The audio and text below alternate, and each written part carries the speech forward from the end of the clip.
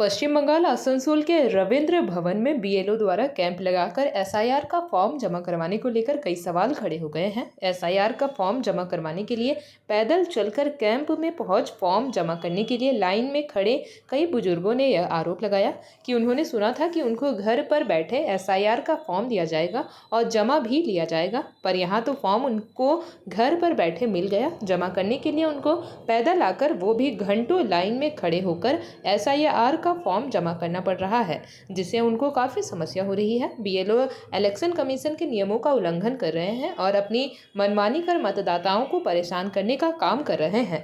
मुझे বয়স্ক লোক তো আসতে পারছে না, কি বলছেন? 90 বছর বয়স বাড়ছে না, বিএলওকে ফোন করছে, বিএলওকে ধরছে না, বয়স্ক লোক আসতে পারছে না, আসতে পারেনি। 90 বছর উনি আমাকে জিজ্ঞাসা করছেন, ঠিক করুন। আর কেউ নেই ওনার বাড়িতে। ওনাকে আমি বলেছি যে আপনি ঘরে থাকুন, তুলছে ফটো, ঘরে থাকুন, ওনারা আসবে। এটা আমি এরা কি বলছে? না, এনাদের সঙ্গে আমার কথা হয়নি, এনাদের সঙ্গে বিএলও যাবে বলছে, কিন্তু উনি ফর্ম কালেক্ট করতে তো বিএলও যাবে। জানি না, বিএলওকে জিজ্ঞেস করে, বিএলওর সঙ্গে আমার কোনো কথা হয়নি, কিন্তু উনি যেহেতু এখানে শুনেছেন যে এখানে জমা করতে হবে ফর্ম, ওই জন্য উনি ফর্ম জমা করতে আসার জন্য ব্যস্ত হয়ে পড়েছেন। আমি বললাম যে না, আপনি ঘরে বসুন, বিএলওরা এসে আপনার নিয়ে যাবেন। উনি আপনি ফোন করুন, বলছে বিএলওকে ফোন করছে, কিন্তু বিএলও ফোন ধরছে না। আপনার নাম বলুন। আমার নাম মলিনা সিংহ। আমি ফর্ম জমা দিতে আসছি। আমি ফর্ম জমা নিয়ে আসছি। जेपी भारत लाइव, भारत की बात जेपी के साथ। वीडियो को लाइक करें, शेयर करें और चैनल को सब्सक्राइब करें।